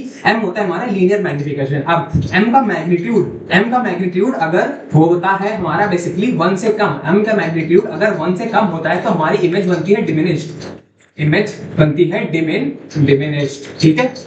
अगर m का मैग्नीट्यूड 1 के बराबर होता है तो हमारी सेम साइज की इमेज बनती है, सेम साइज की इमेज बनती है। m का मैग्नीट्यूड यानी कि सिर्फ मैग्नीट्यूड की बात कर रहे हैं, m का मैग्नीट्यूड अगर 1 से बड़ा होता है तो हमारी मैग्नीफाइड इमेज बनती है, मैग्नीफाइड। फिर उसके बाद हम साइन की बात कर लेते हैं। अगर m का साइन पॉजिटिव हो, m का अगर साइन हो पॉजिटिव है ना, तो हमारी बनती है इमेज कैसी, इरेक्ट, ठीक है। और m का साइन अगर नेगेटिव हो तो हमारी इमेज कैसी बनती है, इन्वर्टेड, ठीक है। ये चीजें याद रखना, ठीक है। फिर उसके बाद हमारे पास बात आती है पावर। पावर हम लोग कैलकुलेट करते हैं power of a lens in dioptres, dioptres में वो भी साइन के साथ, मतलब फोकल लेंथ हमारे कॉन्वेक्स लेंस की क्या होती है, पॉजिटिव, तो पावर कॉन्वेक्स लेंस की क्या आएगी, पॉजिटिव। कॉन्केव लेंस की फोकल लेंथ क्या होती है, नेगेटिव, तो पावर कॉन्केव लेंस की क्या आएगी, नेगेटिव। और फोकल लेंथ को मीटर में रखते हैं, ध्यान रखना मीटर में, क्योंकि हम लोग को क्वेश्चन में जनरली सेंटीमीटर में गिवन होता है, तो सेंटीमीटर को पहले मीटर में कन्वर्ट करो फिर पावर निकालो, ये याद रखना, गलती मत करना, ठीक है। तो फोकल लेंथ को पहले मीटर में करो फिर हम लोग पावर निकालेंगे। फिर उसके बाद बात आती है मैग्नीफाइंग पावर। मैग्नीफाइंग पावर होती है हमारे उसकी किसकी, मैग्नीफाइंग ग्लास की। तो मैग्नीफाइंग ग्लास की हमारी मैग्नीफाइंग पावर होती है, वो अगर निकालने को दे दिया जाए तो हम उसका फार्मूला होता है 1 + d/f, where d is least distance of distinct vision. Least distance of distinct vision मतलब सबसे छोटी दूरी जहां पर हम लोगों को अच्छे से दिखाई देना चालू होता है। तो सबसे छोटी दूरी जहां पर सबसे अच्छे से हम लोगों को दिखाई देना चालू होता है वो हमारी होती है 25 सेंटीमीटर। तो d हमारा होता है कितना, 25 सेंटीमीटर। f हम लोग को जितना भी दिया जाए उस हिसाब से हमारी मैग्नीफाइंग पावर आ जाएगी कितनी, 1 + d/f। तो d हमारा होता है 25 सेंटीमीटर, f हम लोग को जो भी क्वांटिटी दी जाए उस हिसाब से मैग्नीफाइंग पावर आएगी। d हम लोग मैं फिर से बता देता हूं, d होता है हमारा least distance of distinct vision. Least distance of distinct vision मतलब सबसे छोटी दूरी जहां पर मुझे अच्छे से दिखाई देना चालू होता है। पहले ध्यान से देखो, बहुत ज्यादा अगर आंख के पास अगर हाथ पे कर लोगे तो ब्लर दिखाई देगा, थोड़ा सा दूर ले जाओ अब दिखाई देगा अच्छे से। आप थोड़ी दूर ले जाओगे तब थोड़ा अच्छे से दिखाई देना चालू होगा। जब अच्छे से दिखाई देना चालू हो, वो हमारी सबसे कम दूरी जब अच्छे से दिखाई देना चालू होने लगे उसको हम कहते हैं least distance of distinct vision, है ना, अच्छे से दिखाई देने चालू होने वाली सबसे छोटी दूरी। तो डी हम लोग 25 सेंटीमीटर। तो इसके साथ हमारे रिफ्रैक्शन थ्रू अ लेंस के सारे फॉर्मूले हो जाते हैं खत्म। बढ़ते हैं आगे। नेक्स्ट हमारे पास साउंड के फॉर्मूले। सबसे पहले हमारे पास आता है वेव। वेव यानी कि v = f lambda. v is velocity of wave, f is the frequency of the wave, lambda is the wavelength of the wave, है ना। सिंपल फॉर्मूला, ये डायरेक्ट आना चाहिए। ये है हमारा फ्रीक्वेंसी बराबर 1/t। t मतलब होता है हमारा टाइम पीरियड, f होता है हमारा फ्रीक्वेंसी, ठीक है। फिर हमारा आता है एको का फॉर्मूला। एको का फॉर्मूला सिर्फ यही नहीं होता, याद रखना, वेरी इंपॉर्टेंट, क्योंकि ये होता है स्टैंडर्ड फॉर्मूला। स्टैंडर्ड फॉर्मूला मतलब मान लो की बात, कोई शिप है ऐसे, है ना, ऐसे पानी में है, उसने कोई ऑब्जेक्ट पे ऐसे, ये हमारा ऑब्जेक्ट है, इस पे ऐसे क्या वेव गिराई, वेव रिफ्लेक्ट होके वापस आई, है ना, वेव रिफ्लेक्ट होके वापस आई, तो कितनी डिस्टेंस चली वेव, d नीचे जाने में और d वापस आने में, तो 2d डिस्टेंस चली। कितने टाइम में, टोटल टाइम t लगा। तो v हम लोग की वेलोसिटी ऑफ, हम लोग का बेसिकली वेलोसिटी ऑफ एको, या फिर हम कह सकते हैं वेलोसिटी इसकी आ जाएगी कितनी, 2d/t, या फिर डिस्टेंस हम लोग की टोटल चलेगा कितना, vt/2, है ना। तो कुछ इस तरीके से ये होता है उस केस में जब हमारा इक्वल डिस्टेंस चले, जितनी कहीं उतनी आई। बट हमेशा ऐसा नहीं होता, कभी कोई ऐसा भी केस होता है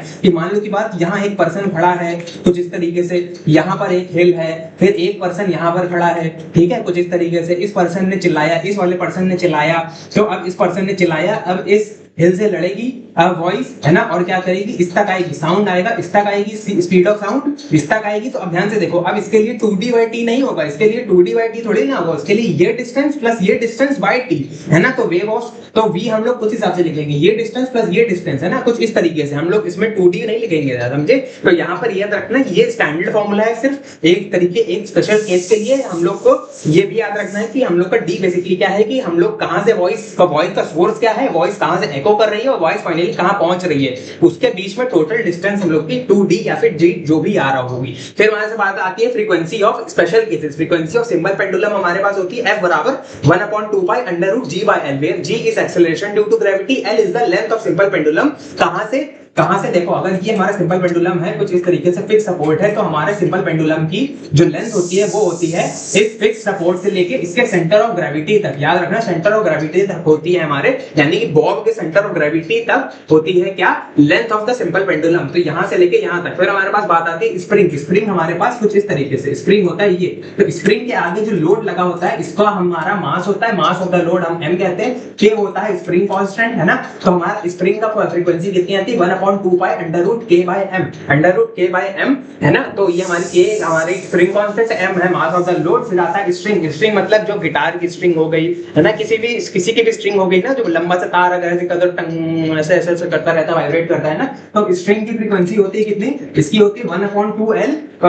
T हमारा टेंशन हो गया, L हमारी लेंथ ऑफ द स्ट्रिंग हो गई, टेंशन ऑफ द स्ट्रिंग हो गई, R² पाई R² हो गया area of the cross section, R है हमारा रेडियस हो गया हमारे स्ट्रिंग का, रेडियस का मतलब स्ट्रिंग का रेडियस, और पाई R² हो गया स्ट्रिंग का area of cross section, D हो गया density of material of the string, तो पाई R², देखो पाई R² हो गया एरिया, पाई R² हो गया एरिया, D हो गया डेंसिटी, तो एरिया इंटू डेंसिटी हमारा क्या हो जाएगा, एरिया इंटू डेंसिटी हमारा बेसिकली हो जाएगा मास पर यूनिट लेंथ है ना, यानी कि एक यूनिट लेंथ का मास है ना m/l, क्योंकि अगर हम इसको l से मल्टीप्लाई कर देंगे तो ये हमारा क्या बन जाएगा v इंटू डी, और वॉल्यूम इंटू डेंसिटी क्या होता है, मास होता है, तो हम लोग का मास पर यूनिट लेंथ होता है, ये हम लोग का फाइनली नीचे क्या लिखा है T/m है, ये मास पर यूनिट लेंथ होता है ना, a इंटू डी, ये मास पर यूनिट लेंथ लिखा है, pi R² into D, where d is the density, r is the radius, और pi R² is the basically area of the cross section है ना। तो साउंड के हमारे इतने फॉर्मूले हो जाते हैं कंप्लीट। बढ़ते हैं आगे।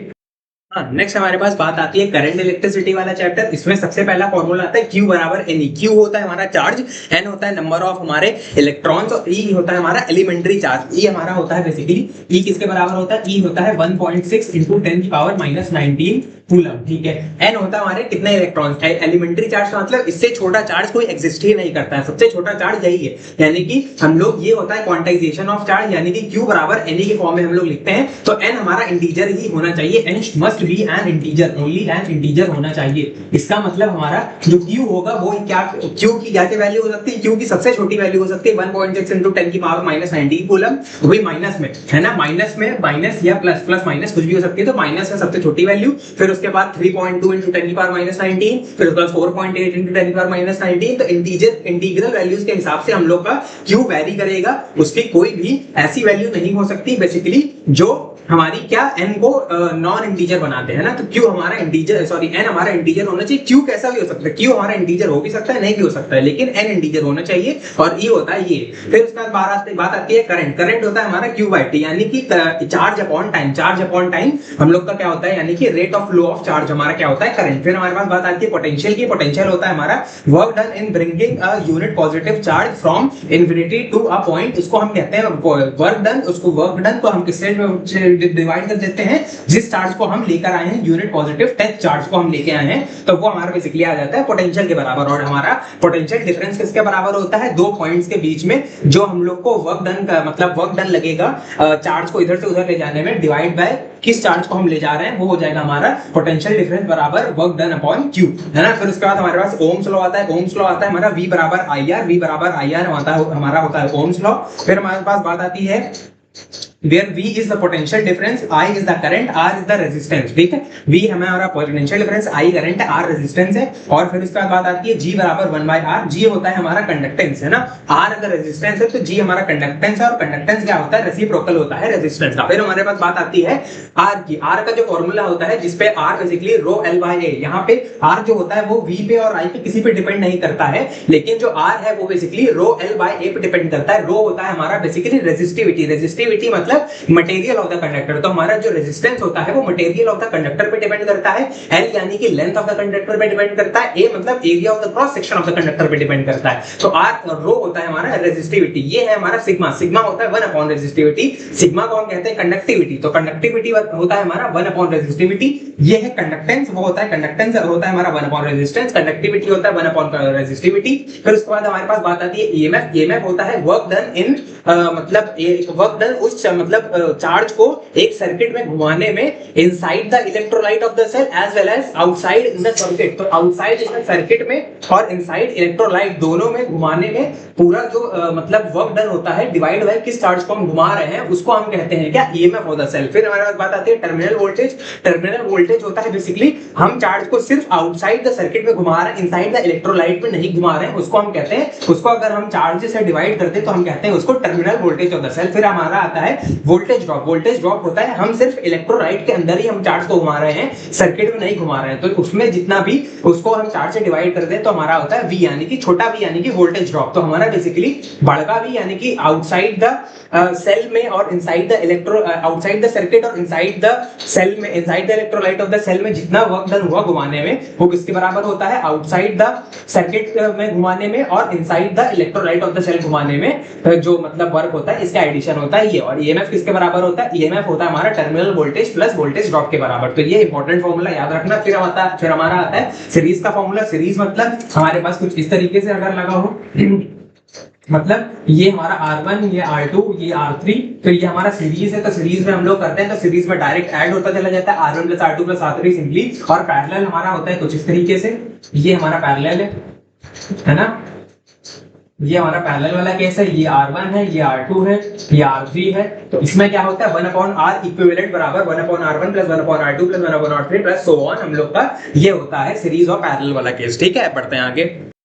नेक्स्ट हमारे पास बात आती है किसकी, voltage divider rule. Voltage divider rule हमारा लगता है सीरीज के केस में, क्योंकि सीरीज वाले केस में हमारा क्या होता है, करंट हमारा सेम रहता है, वोल्टेज जो होता है वो डिवाइड हो जाता है रेजिस्टेंसेस के अकॉर्डिंग। तो वोल्टेज किस हिसाब से डिवाइड होता है, V1 हमारा आ जाता है, V1 को हम लिखते हैं R1/R1 plus R2 into V, V हमारा टोटल V। तो इसको मैं कैसे याद करता हूं, मुझे ऐसे याद है, देखो हम लोग को जिसका भी V निकालना है, जिसके अक्रॉस भी, जिस भी रेजिस्टेंस के अक्रॉस वोल्टेज निकालना है, तो हम लोग क्या करेंगे बेसिकली उसको लिखेंगे कैसे, वोल्ट V1 मतलब V1 अगर हमको निकालना है तो कहेंगे हम हमारा वाला रेजिस्टेंस मतलब V1 वाला resistance upon total resistance, total मतलब R1 plus R2 into total V यानी कि ये टोटल V। तो हमारा वाला resistance upon total resistance into और हमारा V, तो V2 भी कितना आ जाएगा, हमारा वाला रेजिस्टेंस मतलब उसका जितना है R2 और into divide by total R हमारा हो जाएगा R1 प्लस R2 और इनटू कितना हो जाएगा हमारा टोटल V। और हमारे पास आता है current divider rule. Current divider rule में हमारा क्या होता है, पैरेलल वाले केस में हमारा करंट डिवाइड हो जाता है, वोल्टेज सेम रहता है, करंट डिवाइड हो जाता है। तो हम लिखते हैं क्या, I1 जितना I1 इसमें गया उसमें हम लिखते हैं I1 इस वाले में क्या, यानी कि R वाले में R1 वाले में I1 गया और R2 वाले में I2 गया। तो हम लिखते हैं I1 को लिखते हैं सामने वाला रेजिस्टेंस अपॉन टोटल रेजिस्टेंस, है ना, ध्यान देना। इसमें हम लोग लिखते हैं अपना वाला रेजिस्टेंस अपॉन टोटल रेजिस्टेंस, है ना, और इसमें लिखते हैं I1 में सामने वाला resistance upon total resistance into total current I जिसमें जितना उसमें आया। और I2 हम लोग लिखते हैं सामने वाला रेजिस्टेंस I2 के सामने वाला resistance upon total resistance R1 plus R2 sum into I जितना करंट उसमें आया। फिर उसके बाद हमारे पास बात आती है वर्क डन, यानी इलेक्ट्रिकल वर्क हमारा बेसिकली होता है Q इनटू V। कैसे, क्योंकि अभी हम लोगों ने देखा था ना V हमारा क्या होता है, V हमारा होता था क्या, W/Q होता है अगर V, तो हमारा W क्या हो जाएगा, Q इनटू V। तो W को हम कैसे लिख सकते हैं, Q इनटू V। और हम लोग Q को कैसे लिख सकते हैं, Q हमारा होता है, देखो I हमारा होता है QIT, I अगर हमारा होता है QIT तो Q हमारा हो जाएगा IT, Q हमारा हो जाएगा IT। तो हम Q को कैसे लिख देंगे, I into T। तो ये हमारा W क्या बन जाएगा, V into I into T, यानी कि V into I into T। आप ध्यान से देखो हम V को कैसे लिख सकते हैं, V को हम लिख सकते हैं I by R, है ना, सॉरी IR। V को हम I into R लिख सकते हैं ओम्स लॉ की वजह से, V को IR लिख सकते हैं, तो I into R into I into T, तो I square RT बन जाएगा। और हम I को कैसे लिख सकते हैं, I को इसमें लिख सकते हैं कुछ इस तरीके से V by R, तो ये हमारा बन जाएगा V square by R into T। तो हम लोग इतने सारे फॉर्मूले हो जाएंगे इलेक्ट्रिकल वर्क के। फिर उसके बाद हमारे पास बात आती है इलेक्ट्रिकल पावर। इसको हम लिखेंगे कैसे, electrical work, electrical energy divide by time, electrical energy divide by time, या फिर इसमें जितने भी टर्म्स हैं इसमें टाइम से डिवाइड कर दो तो electrical energy divide by time, या फिर V into I equals to I square R equals to V square by R। ये सब हमारा आ जाएगा पावर, इलेक्ट्रिकल पावर का। फिर हमारे पास आता है कॉस्ट ऑफ इलेक्ट्रिसिटी, या फिर हम लोग कहते हैं बिल। हम लोग का बिल या फिर कॉस्ट ऑफ इलेक्ट्रिसिटी कितना आता है हमारा, इलेक्ट्रिकल एनर्जी kWh, यानी किलोवाट आवर में हमारी जितनी भी इलेक्ट्रिकल एनर्जी आती है उसको हम मल्टीप्लाई कर देते हैं कॉस्ट पर के, यानी कि हर एक किलोवाट आवर पे कितना एनर्जी मतलब कितना पैसा लग रहा है, कितना रुपया खर्च हो रहा है, कितना हम लोग का कॉस्ट है हर एक किलोवाट आवर पे, है ना, किलोवाट आवर पे कितना, हर एक किलोवाट आवर पे कितना कॉस्ट लग रहा है, उसको हम जितनी भी एनर्जी खर्च हुई है किलोवाट आवर में उससे मल्टीप्लाई कर देंगे तो हमें total bill, total cost of electricity पता चल जाएगा। फिर हमारे पास आता है Joule's heating law of effect. H हमारा होता है I square rt जूल का, है ना। तो I स्क्वायर RT जूल, या फिर हम लोग कैलोरी में अगर लिखना चाहें तो वो हो जाएगा हमारा 0.24 I स्क्वायर RT, है ना। तो ये है हमारा हीटिंग लॉ। मतलब हमारी जो वायर होती है बेसिकली काफी देर तक हीट कर, काफी देर तक अगर उसमें करंट बहता रहा है, काफी देर तक यानी कि काफी टाइम तक करंट बहता रहे और उसमें काफी रेजिस्टेंस भी हो और करंट बहता रहे, तो उस पे हीट मतलब बेसिकली हमारा वायर हीटेड अप होने लगता है, हीट होने लगता है। तो उसको हम कहते हैं Joule's heating law of effect. तो उसका फॉर्मूला होता है I स्क्वायर RT, जो हमारा H देता है यानी कि हीट एनर्जी, जिसका जो हीट एनर्जी बेसिकली क्या करती है, हमारे वायर को गर्म करती है। तो होपफुली हमारा करंट इलेक्ट्रिसिटी के फॉर्मूले समझ में आए होंगे। बढ़ते हैं आगे। नेक्स्ट हमारे पास बात आती है इलेक्ट्रोमैग्नेटिज्म। इसमें सिर्फ एक फॉर्मूला है ट्रांसफार्मर का। ट्रांसफार्मर में हम लोग लिखते हैं क्या, EMF of secondary coil upon EMF of primary coil किसके बराबर होता है, number of turns in secondary coil divide by number of turns in primary coil, और ये बराबर होता है हमारा current in primary coil divide by current in secondary coil. तो ध्यान रखना हमारा सेकेंडरी कॉइल ऊपर रहेगा, किसमें किसमें, सेकेंडरी कॉइल ईएमएफ का ऊपर, सेकेंडरी कॉइल टर्न्स का ऊपर, और प्राइमरी कॉइल का और सेकेंडरी कॉइल करंट का, मतलब सेकेंडरी कॉइल का करंट नीचे। तो ये ऊपर ये नीचे, फिर उसके बाद प्राइमरी कॉइल का ईएमएफ नीचे, प्राइमरी कॉइल का नंबर ऑफ टर्न्स नीचे, और प्राइमरी कॉइल का करंट ऊपर। तो नीचे नीचे ऊपर कुछ इस हिसाब से, या फिर हम कह सकते हैं कि EP into IP बराबर ES into IS, है ना। तो इस हिसाब से हमारी क्या हो जाती है, power of primary coil, power of, इसको हम कहते हैं EP into IP। E हमारा EMF, I हमारा करंट, और हमारा E into I भी हम पढ़े हैं। पावर क्या होता था, पावर हमारा V into I होता था ना, पावर हमारा V into I। तो V हमारा EMF भी लिख सकते हैं, I हमारा करंट है, तो इन दोनों को मल्टीप्लाई कर देंगे तो पावर आ जाएगा, power of primary coil, ideal case में पावर ऑफ प्राइमरी कॉइल बराबर पावर ऑफ सेकेंडरी कॉइल। तो इसको हम लोग ऐसे लिखते हैं, पावर ऑफ प्राइमरी कॉइल बराबर पावर ऑफ सेकेंडरी कॉइल। इस वजह से हम लोग का ये EP IP बराबर ES IS फॉर्मूला आता है। ठीक है, ठीक है। तो प्लीज समझे होगे इलेक्ट्रोमैग्नेटिज्म में बस इतना ही था। बढ़ते हैं आगे।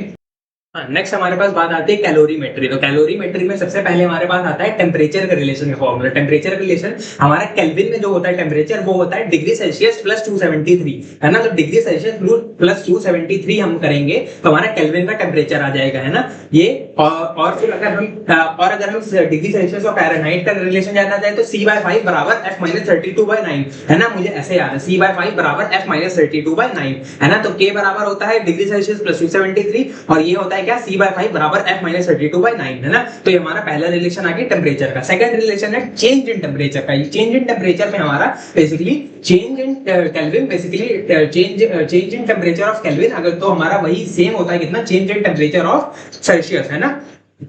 तो change in temperature of Celsius, change in temperature of kelvin दोनों बराबर होते हैं। तो हमारा कांस्टेंट पार्ट बेसिकली चला जाता है। ठीक है, अब इसमें भी हमारा कांस्टेंट पार्ट जो है, कांस्टेंट पार्ट गायब हो जाएगा। हम सिर्फ कांस्टेंट पार्ट को गायब कर देंगे तो हमारे पास क्या बचेगा, change in temperature in Celsius divide by 5 बराबर change in temperature in Fahrenheit divide by 9, है ना। तो कुछ इस तरीके से हमारा ये दोनों फॉर्मूले चेंज इन टेम्परेचर के होंगे और ये सिर्फ टेम्परेचर के। फिर हमारे पास बात आती है हीट का, हीट एनर्जी एब्सॉर्ब्ड की। क्या होता है formula, MC delta T, where M is the mass of the क्या, जिस क्वांटिटी का मतलब जिस भी बॉडी से हम लोग क्या हीट एब्जॉर्ब कर, जिस बॉडी का मतलब मास हम लोग ओवरऑल हीट पता करना चाह रहे हैं ना, जिसमें कितनी heat content in the body, तो उसका ओवरऑल मास कितना है, C है उसकी specific heat capacity, delta T है उसका राइज इन टेम्परेचर। तो राइज इन टेम्परेचर ओवरऑल कितनी हीट एब्जॉर्ब कर लेगा, Q बराबर MC delta T। Heat capacity हमारा होता है, हीट कैपेसिटी होता है MC को हम कैसे भी लिख सकते हैं, Q बाय डेल्टा T। तो हमारा हीट कैपेसिटी क्या होता है, MC बराबर Q बाय डेल्टा T। तो हीट कैपेसिटी हो गया MC बराबर Q by delta T। Heat capacity हमारा मास पे डिपेंड करता है, स्पेसिफिक हीट कैपेसिटी पे भी डिपेंड करता है, और Q पे भी डिपेंड करता है, और डेल्टा T पे भी डिपेंड करता है। ठीक है, फिर हमारे पास बात आती है specific heat capacity. Specific heat capacity basically हमारे डिपेंडेंट होता है मटेरियल डिपेंडेंट, यानी कि मटेरियल का फिक्स होता है, तो मास पे डिपेंड नहीं करता। याद रखना, स्पेसिफिक हीट कैपेसिटी मास पे डिपेंड नहीं करता है ना। तो हमारा basically specific heat capacity C से डिनोट करते हैं, इसको हम लिखते हैं Q upon M delta T। तो ये हमारा हर एक मटेरियल के लिए फिक्स होता है, स्पेसिफिक हीट कैपेसिटी C बराबर Q by M delta T। फिर हमारे पास बात आती है principle of calorimetry. Principle of calorimetry होता है हमारा heat energy lost by a body बराबर heat energy gained by a body. ठीक है, तो हीट एनर्जी, इसमें से इस बॉडी ने क्या किया, इस बॉडी के पास ज्यादा टेम्परेचर था और वो कम टेम्परेचर पे पहुंच गई, तो ज्यादा टेम्परेचर से कम टेम्परेचर पे पहुंच गई, और ये वाली बॉडी जो थी इसने हीट गेन कर ली, तो इसे हीट गेन करके कम टेम्परेचर से ज्यादा टेम्परेचर पे पहुंच गई, है ना। तो ये कम टेम्परेचर मतलब सॉरी ज्यादा टेम्परेचर से बेसिकली इसके पास बहुत ज्यादा, इसका बहुत कम टेम्परेचर था, इसका T2 टेम्परेचर था, इसका T1 टेम्परेचर था। अब इसने कुछ हीट लूज करी और इसने कुछ हीट गेन करी, फाइनल टेम्परेचर इनका T हो गया, फाइनल टेम्परेचर T हो गया। तो इसने कितना टेम्परेचर ड्रॉप किया, इसने टेम्परेचर ड्रॉप किया T1 - T, और इसने कितना टेम्परेचर राइज किया, इसने टेम्परेचर राइज किया T - T2। और M1 क्या है, हमारी पहली बॉडी का मास, C1 क्या है, उसका स्पेसिफिक हीट कैपेसिटी, M2 है उसका दूसरी बॉडी का जिसने गेन किया है उसका मास, और C2 है उसका स्पेसिफिक हीट कैपेसिटी। फिर उसके बाद हम लोग का अगर कैलोरी मीटर भी हमारा क्या कर रहा है, हीट एनर्जी गेन कर रहा है, तो हम उसको भी हम इस तरीके से लिखते हैं। अगर हमारा कैलोरी मीटर भी है तो कैलोरी मीटर का भी इनिशियल टेम्परेचर हमारे जो सॉल्यूशन है या लिक्विड है उसी के टेम्परेचर के बराबर होगा, फाइनल टेम्परेचर भी उसी के बराबर होगा। तो T - T2 हम लोग इसमें भी लिखेंगे कैलोरी मीटर के लिए भी, है ना। तो M1C1 बराबर T1 - T बराबर M2C2 T - T2, यहाँ तक तो सेम है। और हम लोग कैलोरी मीटर के लिए ये पार्ट ऐड कर देंगे, कैलोरी मीटर ने भी हीट एनर्जी गेन करी, तो M हमारा है mass of calorimeter, C है specific heat capacity of calorimeter, T - T2 उसका। फिर उसके बाद हमारे पास बात आती है latent heat capacity, sorry latent heat, है ना। तो लेटेंट हीट हमारी क्या हो जाएगी, लेटेंट हीट हमारी हो जाएगी Q बराबर ml, where L is the specific latent heat, है ना, स्पेसिफिक लेटेंट हीट, है ना। तो Q हमारा होता है ml, यानी कि मास जितना हमारा पिघल गया है, मास हमारा जितना पिघल गया है, जितना मेल्ट हो गया है, वो हमारा m होता है ना। सारा मास नहीं होता है, रिमेंबर, m जितना पिघल गया है, जितना मेल्ट हो गया है, वही हमारा मेल्ट हो गया, या मास जितना बेसिकली स्टेट चेंज कर चुका है, मास जितना स्टेट चेंज कर चुका है वो हमारा m होता है। तो Q बराबर ml। फिर स्पेसिफिक लेटेंट हीट होता है हमारा L होता है हमारा Q/m। तो m Q/m होता है, ये भी हमारा कांस्टेंट होता है, मटेरियल डिपेंडेंट होता है सिर्फ, है ना। और हम लोग का बेसिकली m पे डिपेंड नहीं करता, इस वजह से L होता है सिर्फ मटेरियल डिपेंडेंट, हमारा m पे मास ऑफ द बॉडी पे डिपेंड नहीं करता, है ना। तो इसी के साथ हमारे कैलोरीमेट्री के फॉर्मूले होते हैं खत्म। बढ़ते हैं आगे। नेक्स्ट हमारे पास बात आती है रेडियो एक्टिविटी। इसमें सिर्फ एक फॉर्मूला है, मास एनर्जी इक्विवेलेंस का फॉर्मूला। मास एनर्जी इक्विवेलेंस क्या कहता है, E बराबर डेल्टा mc², वेयर E है हमारा कितना एनर्जी राइज हुआ है, एनर्जी मतलब गेन हुआ है बेसिकली, या फिर एनर्जी लॉस्ट हुआ है। डेल्टा m है मास डिफेक्ट, मास डिफेक्ट यानी कि कितना मास हम लोग को गेन हुआ या फिर किसमें कितना मास लॉस हुआ है। और C हमारा है स्पीड ऑफ लाइट और उसका भी स्क्वायर। तो E बराबर डेल्टा mc²। तो हम लोग का ये होता है मास एनर्जी इक्विवेलेंस, और ये हम लोग को दिया था आइंस्टाइन जी ने, ठीक है। तो रेडियो एक्टिविटी का इकलौता फॉर्मूला था, एंड इसी के साथ हमारे फॉर्मूला शीट होती है खत्म, है ना। तो होपफुली सबको समझ में आई होगी सारे फॉर्मूला कैसे कैसे इस्तेमाल कर रहे हैं, कैसे कैसे यूज करने हैं, है ना। तो all the best for your examination. तो thank you so much for watching. अब मिलेंगे किसी और वीडियो में, तब तक bye bye, thank you so much, bye bye.